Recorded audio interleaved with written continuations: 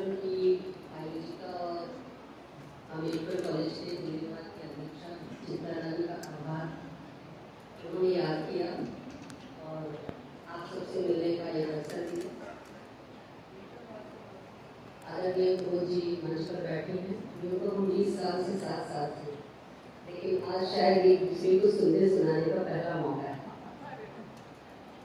आयोजनों में हम साथ साथ रहे हैं, हम दोनों ने इस तरह के बहुत सारे कार्यक्रम साथ साथ किए हैं, पर सुनने सुनाने का पहला मौका है।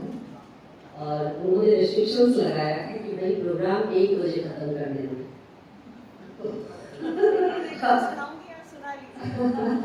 तो इस लिहाज से कार्यक्रम हम लोगों को समय पर थोड़ा बहुत जानती के साथ, लेकिन ज़्यादा नहीं, खत्म करना है। इस कॉलेज की एक महत्वपूर्ण विशेषता जो मुझे नजर आती है, हालांकि चित्रा ने बहुत खेत के साथ बताया कि आप हमें आने में परेशानी हुई नहीं, हम जब जब इस कॉलेज में आते हैं एक गहरा आत्मीय बोध और एक संतुष्टि मन को मिलती है। एक तो यहाँ का स्टाफ इतना बढ़िया है, इतना आत्मीय और इतना अतिथि वत्सल स्टाफ और इतना बौद्धिक स्टाफ कम कॉलेजेस में उपलब्ध है। ये इस कॉलेज की बहुत बड़ी विशेषता है। अपने बच्चों के लिए जिस तरह से आप लोग मेहनत करते हैं, निश्चित तौर पर उसकी प्रशंसा की जानी चाहिए। और ये बच्चे जो अलग अलग जगहों से आते हैं, इस कॉलेज की खासियत है, इसकी डेमोग्राफी इस तरह की है कि हम आसपास के स्थानों से बच्चों को यहाँ ज़्यादा भर्ती देते हैं। तो इन बच्चों के लिए, इन विद्यार्थियों के लिए अगर बाहर से हम और भी बहुत सारे लोग आए तो एक अवसर होता है जानने, समझने और सुनने का। तो मैं समझती हूँ इस कॉलेज की ये खासियत है, हमें कोई असुविधा नहीं हुई आने में, बल्कि अच्छा ही लगा। तो मैं अपनी बात शुरू करूँ। सबसे पहली चीज़ की कुछ शुरू करूँ, उसके पहले मैं एक पंक्ति जो आप लोगों ने ही हमें सुनाई कुलगीत के रूप में, उसकी पहली पंक्ति है, ज्ञान का आलोक उज्ज्वल। ये किसका ज्ञान है और किसके ज्ञान की बात कर रहे हैं हम लोग, और किसके ज्ञान की जयजयकार कर रहे हैं? ये ज्ञान मनुष्य बुद्धि का है और इसके ही उज्ज्वल आलोक की बात कर रहे हैं।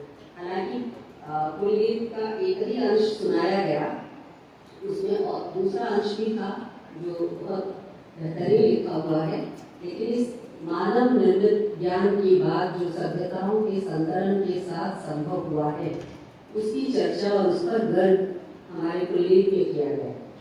इसी ज्ञान को खतरा है, इसी ज्ञान पर आज चुनौतियां बढ़ रही हैं, और ये चुनौती है आर्टिफिशियल इंटेलिजेंस की, जिसे हम AI के नाम से जानते हैं। हालांकि इसके जैसे AI एक तकनीक है और तकनीक का पक्ष विपक्ष दोनों होता है, हम सभी जानते हैं। अभी लेडी जी ने विस्तार से एक पुस्तक की चर्चा की, लेकिन उसके साथ ही एक और पुस्तक मुझे याद आ रही है, 1984, जॉर्ज ऑरवेल की। और ऑरवेल बड़े गंभीर रूप में, दिलचस्प अंदाज में, लेकिन सिधरा देने वाले तरीके से लिखते हैं कि कैसे बिग ब्रदर आपको हर जगह देख रहा है, और ये कब बिग ब्रदर जो है उससे भी बड़ा इंटेलिजेंस आपको सब जगह देख रहा है। अब आप कहीं सुरक्षित नहीं है, कहीं कुछ भी गोपनीय आपके पास नहीं है। जो कुछ है, अगर आप जितना तकनीक निर्भर होते जाइएगा, आपकी गोपनीयता, निजता और व्यक्तित्वता उतनी ज़्यादा कॉम्प्रोमाइज होगी। मैं एक चीज, ज़्यादा आपका टाइम नहीं लूँगी, बहुत संक्षेप में ही बात कहूँगी, लेकिन कुछ बातें कहना मुझे ज़रूरी लगता है। तकनीक को केवल तकनीक के तौर पर ना देखकर हिस्टोरिकली देखा जाना चाहिए। ऐसी बहुत सारी कृतियाँ हैं, ऐसी बहुत सारी रचनाएं हैं, बहुत सारे विद्वानों ने काम किया है जिन्होंने तकनीक और उत्पादन के संबंधों के साथ जोड़कर समाज की व्याख्या की है। साथ ही साथ तकनीक में बदलाव ने किस तरह से समाज के भीतर संचार की पूरी प्रक्रिया और प्रणाली को बदल दिया। समाज की सोचने की आदतों को बदल दिया और साथ ही साथ जो सत्ता का चरित्र है उसे भी बदला। यानी जिस तरह से तकनीक होगी सत्ता और समाज में जो सवाल उठेंगे और सत्ता की जो संरचना होगी वह भी उससे प्रभावित होगी।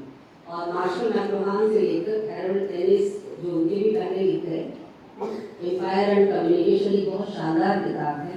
अगर आप उसे पढ़ें तो आप पाएंगे कि किस तरह से एक एक छोटी छोटी तकनीक ने समाज व्यवस्था को आगे बढ़ने में मदद की और तकनीक एक तरह से निर्णायक भूमिका में थी।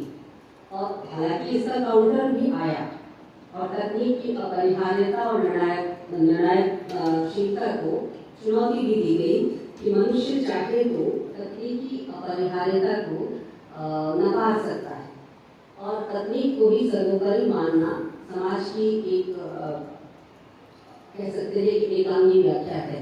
और इस तरह से इन व्याख्याओं को चुनौती दी गई। लेकिन सच क्या है?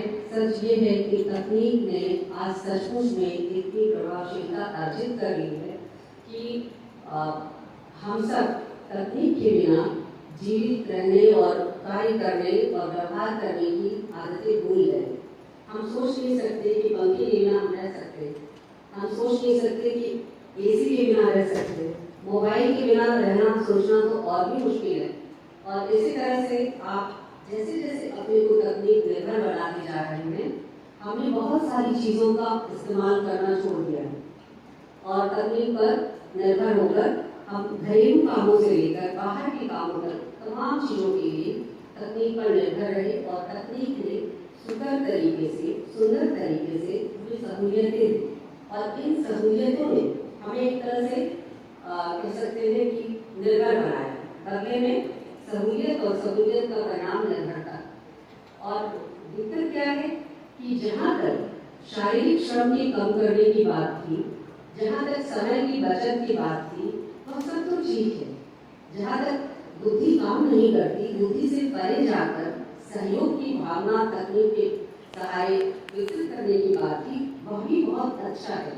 क्योंकि जब हम स्वास्थ्य संबंधी सेवाओं की बात करें, परिवहन संबंधी सेवाओं की बात करें और इस तरह की बहुत सारी सेवाएं हैं, जैसे जो हम तमाम इन्वेंशंस करते हैं, वैज्ञानिक खोज करते हैं, उन तमाम सेवाओं में अगर हम तकनीकी भूमिका की बात करें तो जहाँ तक मानव बुद्धि के परे चीज़ें जा रही हैं और मनुष्य अपनी क्षमता भर उनको हासिल नहीं कर सकता, उनको संचालित नहीं कर सकता, वहाँ तकनीक के जरिए आप संचालित कीजिए, AI का इस्तेमाल कीजिए, कोई इसमें परेशानी वाली बात है। लेकिन तकनीक आपको दिमागी तौर पर गुलाम भी बना रहा है, ये चिंता की जगह है। और तकनीक ने आपसे जो चीज़ छीना वो आपकी सभ्यता की उपलब्धि थी। आप भूल रहे हैं कि हम सब जब आधुनिक काल में आए तो प्रिंटिंग प्रेस के जरिए, प्रिंटिंग प्रेस ने जिस तरह की वैचारिकी को जन्म दिया, जिस तरह की राष्ट्रीय भाषा, राष्ट्रभाषा, राष्ट्र की परिकल्पना और राष्ट्र से संबंधित तमाम डिबेट्स को जन्म दिया, ये प्रिंटिंग प्रेस की खासियत थी। उसने एक भाषा का निर्माण किया, उसने एक वन नेशन वन लैंग्वेज की बात की और एक राष्ट्रीय भाषा की तलाश शुरू हुई। हम हिंदी उर्दू का विवाद, हिंदी ब्रज का विवाद, उन तमाम चीज़ों को देखते कि प्रिंटिंग प्रेस की डिबेट। लेकिन इंटरनेट के आने के बाद डिबेट कैसे बदलता है और अब AI के आने के बाद उसकी दिशा क्या होगी ये सोचनी है। ये खतरे की जगह है कि अब हम जिस वैयक्तिकता को, यानी जो राष्ट्रभाषा थी, जो राष्ट्र का कंसेप्ट था और जिस तरह से हम लोगों ने एक परिकल्पना की थी आज़ादी के पहले ही कि हमारा आज़ाद देश कैसा होगा, वह परिकल्पना हमारे पास थी और उस परिकल्पना को लेकर, उस सुंदर स्वप्न को लेकर हम लोग आज़ादी के लिए लड़े थे।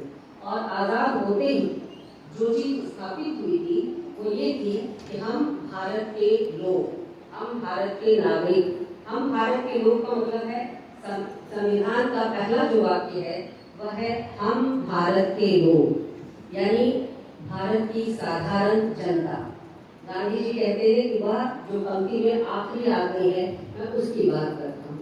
ये जो भारत की जनता को नागरिक अधिकार से लैस करके जो भारतीय संविधान ने एक गुरुता प्रदान की थी, एक महत्व दिया था कि बिना किसी भेदभाव के अमीर गरीब ऊंचा नीचा जाति धर्म संप्रदाय बिना किसी भेदभाव के लिंग किसी तरह का कोई भेदभाव नहीं और एक बराबर का प्लेटफॉर्म दिया था। यहाँ खतरा मंडरा रहा है। तकनीक आपके लिए सहज सुलभ नहीं है। साथ ही साथ दूसरा बड़ा खतरा क्या है, जिस वैयक्तिकता को जिस नागरिकता को आपने हासिल किया था कि यह भारत का नागरिक होने के कारण मेरा अधिकार, अब इस और इसी नागरिकता बोध का एक प्रतिफलन साहित्यिक तौर पर वैयक्तिक चेतना को हम देखते हैं। यह वैयक्तिक चेतना आज खतरे में। हम जहाँ जा रहे हैं हमारा कुछ भी निजी और गोपनीय नहीं। पहले तो आप एक टीचर कह सकता था मेरी क्लास में आने की हिम्मत कैसे दिया, बड़े से बड़े अधिकारी के लिए भी हम कह सकते हैं कि हाँ ये क्लास मेरी है और स्वायत्तता या ऑटोनॉमी का एक कॉन्सेप्ट था। क्या ये कॉन्सेप्ट बच पा रहा है इस समय? क्योंकि हम सब एक बड़े सर्विलांस में, हम सब पर निगरानी है। हम कहीं जाएं, बताकर जाएं या ना बताकर जाएं, हम पर निगरानी है। और इस निगरानी का कब कहाँ किस तरह से मिसयूज हो सकता है, आपके खिलाफ हो सकता है, आपको पनिश करने के लिए हो सकता है, दंडित करने के लिए हो सकता है, कानून के नाम पर हो सकता है, बहुत सारी चीजें हैं जिसमें अब वैयक्तिकता और नागरिकता दोनों चीजें खतरे में पड़ रही हैं। हालांकि प्रत्युत्तर में कहा जा रहा है कि अब ग्लोबल सिटीजनशिप है, लेकिन ग्लोबल सिटीजनशिप के कोई जो नियम कायदे हैं उसके पहले तो हमारे इंडियन सिटीजनशिप के नियम कायदे हम पे लागू होंगे। और वह बहुत सारी चीजें जो कि नेशन को नहीं मानती, उसकी बाउंड्री को नहीं मानती, क्योंकि तकनीक की कोई बाउंड्री नहीं होती, तकनीक का कोई एक लोकल एग्जिस्टेंस नहीं होता, वो बियॉन्ड लोकल होता है। और इसी अर्थ में कहीं से भी आप पर निगरानी रखी जा सकती है। आपने अभी अभी एक घटना सुनी वॉकी टॉकी और टेजर का, कहाँ से हुआ, किसने किया, इसके फॉलोअप्स क्या थे नहीं मालूम। जो आया मीडिया में चलकर तो उतना हमें पता है, लेकिन उतना तो पता है कि जिन लोगों ने इसे भेजा और जिन लोगों ने इसमें प्रोग्राम को सेट किया होगा, एक ट्रिगर मात्र से कितने हजार लोगों की जान चली। ये किसी के साथ भी हो सकता है। आज छोटे पैमाने पर ट्रायल हुआ, कल बड़े पैमाने पर हो सकता है, कुछ भी हो सकता है। जेनोसाइड और किसे कहते हैं, मानव हत्या और किसे कहते हैं। ये खतरे इस तरह के हैं, अस्तित्व के खतरे आ गए, एग्जिस्टेंस के खतरे। जितना हम विस्तृत होते जा रहे हैं, एक तरफ तो हम अंतरिक्ष में साल भर 1.5 साल रहने की बातें कर रहे हैं और रह भी रहे है ना, कुछ मानव लोग रह भी रहे, लेकिन दूसरी तरफ खतरा यह है कि मनुष्य के जीवन का मूल्य हमारे निकट कम से कम होता जा रहा है, उसकी स्वायत्तता का मूल्य कम से कम होता जा रहा है, उसकी बौद्धिकता का मूल्य कम से कम होता जा रहा है। अब आप कितने बुद्धिमान हैं, हमें आपकी बुद्धि की जरूरत नहीं, हम चैट जीपीटी से रिसर्च पेपर निकालेंगे और तो और चैट जीपीटी से जो कि एक सीमित लर्निंग का टूल है, वो जो कुछ उसमें भरा गया है इंटरनेट पर है, उसी में से वो सर्च करके आपके लिए एक अच्छा पेपर तैयार कर देगा। लेकिन अगर उससे भी स्मार्ट मशीन है, स्मार्ट टूल आ जाता है, तो वहाँ प्लेगरिज्म या इस तरह की चीज़ों का कोई झंझट नहीं, पता ही नहीं चलने देगा कि किसने लिखा था और उसमें किसकी लाइन या पंक्ति थी। वह आपकी पंक्ति आपके लिखे और आपके जैसी भाषा में वो चीज़ पर्सनलाइज होकर आप तक आ जाए। तो आप मौलिकता की भी जरूरत नहीं। हमने आपसे जैसा कि मीडिया के पुराने विचारकों ने कहा कि मीडिया क्या है, एक्सटेंशन ऑफ मैन, हमारी मानवीय शक्ति का विस्तार है। लेकिन मानवीय शक्ति का विस्तार के नाम पर मानवीय शक्ति की पवित्रता को न ध्यान देना भी एक संकट है। और जिस तरह से हम मानवीय शक्ति को धीरे धीरे अनुपयोगी बनाते चले जा रहे हैं और उसकी बुद्धि पर भी अब एक तरह से हमला है। आप ज्यादा मत सोचिए, सोचने का काम कुछ मुट्ठी भर लोग करेंगे, सोचेंगे तो जरूर, लेकिन आप मत सोचिए। मुट्ठी भर लोग करेंगे, वे सोचेंगे, वे मशीनें बनाएंगे, वे एल्गोरिथम के जरिए उसको संचालित करेंगे और आपको बताएंगे कि आप उसका उपयोग कैसे करें। तो सोचने का काम आप मत कीजिए, सोचने का काम मशीनें करेंगी आपके लिए। और इस तरह से आपका एक जो स्वतंत्र वैयक्तिक निजी क्षमताओं से और सीमाओं से युक्त दिमाग है, सीमा भी है उसकी, लेकिन उसकी सीमाओं की संभावनाएं भी छिपी हुई रहती है। मनुष्य मस्तिष्क की बहुत सारी संभावनाओं के द्वार भी खोलता है। अब हालत यह है कि हम उस मस्तिष्क पर ही हमला कर रहे हैं। हमने सोचने की क्षमता को भी अब शून्य करने की स्थिति में लाने का काम आरंभ कर दिया है। मैं अभी आपको बताऊं कि मैं दक्षिण भारत की एक शिक्षिका से बात कर रही थी। उन्होंने, उनकी हिंदी थोड़ी कमजोर होती है, तो उन्होंने मुझे कहा कि मैम बहुत आसान है, चैट जीपीटी पर रिसर्च पेपर डालो, प्रपोजल बन के आ जाता है, आप नहीं यूज करते। मैंने कहा भाई मैं तो नहीं यूज करती। तो नहीं, आप करके देखो, बहुत आसान है और हम लोगों के लिए बड़ा अच्छा है, जाहिर है उनके लिए बड़ा अच्छा है, लेकिन इससे उनकी एक शक्ति को तो उसने छीन लिया। चाहे वो मलयाली में सोचती और हिंदी में लिखती, वो जो मस्तिष्क की कवायद थी उसको तो उसने छीन लिया। नए विचार की संभावनाओं को भी छीन लिया। जो मलयाली भाषा और संस्कृति से निकलकर हिंदी में आ सकती थी, उस संभावना को भी छीन लिया। और चैट जीपीटी पर निर्भरता, शुद्ध ऐसी हिंदी जो हिंदी वाले बोल सकते हैं, हिंदी क्षेत्र के लोग बोल सकते हैं, उस तरह की चीजें वो निकाल कर एक रिसर्च पेपर के तौर पर हम सबको देने में समर्थ है। ये ठीक है कि उसमें अब विभाजन नहीं होगा। उत्तर प्रदेश में रहने वाला कोई शिक्षक जिस तरह का पेपर लिख सकता है, वैसे ही केरल और त्रिपुरा में रहने वाले शिक्षक भी लिख सकते हैं गैजेट्स की मदद से, टूल्स की मदद से। लेकिन जो मौलिकता की संभावना थी, जो विभिन्न क्षेत्रों से संयोजित होकर हिंदी को और समृद्ध कर सकती थी, किसी भी भाषा को कर सकती थी, किसी भी विचार और जीवन को कर सकती थी, उस मौलिकता की संभावनाओं के द्वार को हमने लगभग बंद कर दिया। ये संकट की स्थिति है। एक और महत्वपूर्ण चीज है कि जब हम इस तरह से इसके फायदे बहुत हैं, सब लिखा हुआ है चैट जीपीटी पर, आप लोग भी देख लीजिए, फायदे बहुत है AI के। मैं फायदे नहीं बता रही, मैं उन चीजों को बता रही हूँ जो चैट जीपीटी पर नहीं। कैसे बुद्धिजीवी पैदा होंगे, अनुर्वर बुद्धिजीवी पैदा होंगे। बुद्धिजीवी तो होंगे, शिक्षक भी होगा, लेकिन कैसा? अनुर्वर और अनुत्पादक। वह उत्पादन जो कुछ करेगा मशीन पर निर्भर होगा। और इस तरह से अनुर्वर शिक्षकों के एक मतलब भेड़चाल में बुद्धि, विचार, जिसे हम रीजनिंग कहते हैं, विवेक, कितना बचा पाएंगे हम, ये हमारे लिए संकट है। आज विवेक को बचाने का संकट है, साइंटिफिक टेम्परामेंट को बचाने का संकट है, जो जिन चीज़ों से मशीन मुक्त होता है। हम जिन चीज़ों से उलझते हैं, मशीन को उससे कोई लेना देना नहीं होता। तो ऐसे में ज़रूरी है कि हम संसाधनों का, खास करके इस तरह की AI इंटेलिजेंस का ह्यूमैनिटीज के क्षेत्र में, अपने कार्य क्षेत्र में इस्तेमाल करते हुए थोड़ी सी सावधान और इसके प्रति आलोचनात्मक बने। जाहिर है कि इसकी अच्छाइयाँ बहुत हैं, जो कि खास करके रोबोटिक्स के क्षेत्र में, मेडिकल और हेल्थ इंस्टीट्यूट के क्षेत्र में, जहाँ पर मशीनें भी जा सकती हैं, मनुष्य के द्वारा अगर उन चीज़ों को किया जाए तो बहुत सारे शारीरिक और कह सकते हैं कि अन्य चीज़ों की, संसाधनों की हानि होने की संभावना है। उस संभावना को कम करके मशीनों ने काफ़ी चीज़ों को सुंदर बनाया है। लेकिन जहाँ इसकी ज़रूरत नहीं है, ये तो वहाँ भी पैर फंसा ही रहा है और हमें प्रभावित कर रहा है। हम चाहे चैट जीपीटी का इस्तेमाल करें या ना करें, हम चैट जीपीटी द्वारा इस्तेमाल हो रहे हैं, ये सच है। मैं नहीं करती, लेकिन क्या मैं दावा कर सकती हूँ कि मेरे लिए मेरी किताबों से चीज़ें वहाँ नहीं होंगी? मैं दावा नहीं कर सकती। तो ये संकट है। आप टीवी देखें या ना देखें, टीवी आपको प्रभावित करेगा। इसी तरह से ये जो टेक्नोलॉजी आ गई है वह आपको प्रभावित करेगी, और खास करके जो रोजगार के अवसर हैं वो सीरियसली इससे अफेक्ट होंगे।